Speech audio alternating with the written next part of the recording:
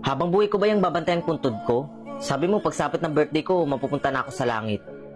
Gusto mo na ba talaga mapunta sa langit?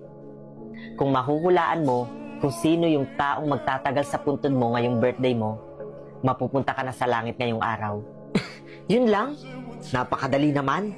Siyempre yung mama ko, yung nanay ko. Siya lang naman yung kakampi ko sa buhay.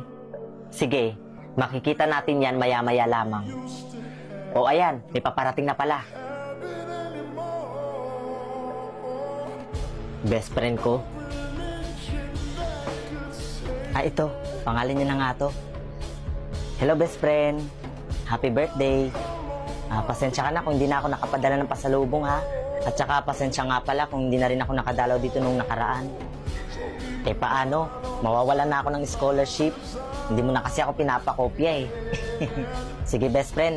Alis na ako, ha? May exam kasi